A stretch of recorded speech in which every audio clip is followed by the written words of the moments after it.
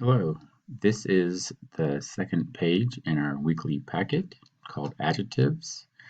Adjectives describe or tell more about nouns or pronouns. Stones made it difficult to hike. Slippery stones made it difficult to hike. Underline the adjective in each sentence and circle the word it describes.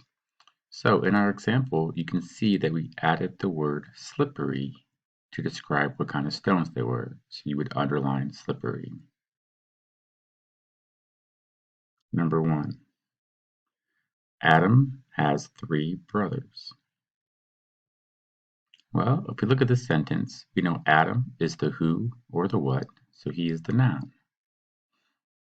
Has is the linking verb that connects what Adam the action is. Brothers is the subject, also a noun. So the adjective is 3 and it describes how many brothers. So underline 3. And then you're going to circle the word brothers. You're going to do the rest of 2, 3, and 4 just like this. Then on the bottom, you're going to choose the adjective from the box that best completes each sentence. Write it on the line. So these adjectives are red, deep, tiny, and 2. Now notice this is the number 2.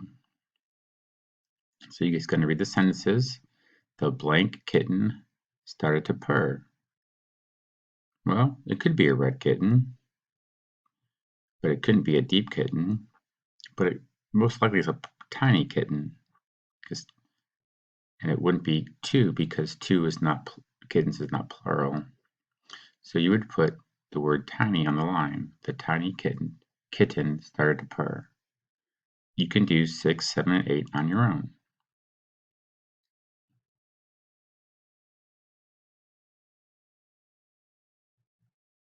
The next page is formal and informal language.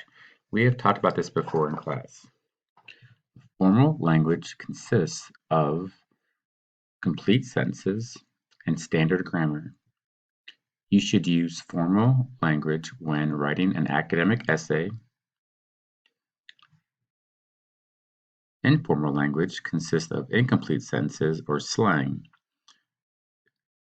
Use informal language in friendly pieces of writing such as an email or a letter to a friend or family members. Here are some examples. Formal, good night, Mrs. Lopez. Informal, bye, Ashley, I'm out.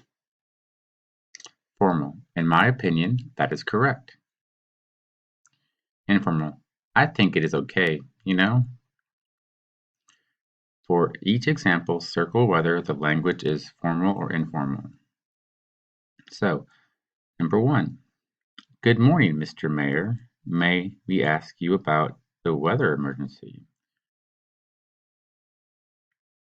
Definitely looks formal because you're talking to a mayor. So you just circle formal. You can do 2, 3, and 4 on your own.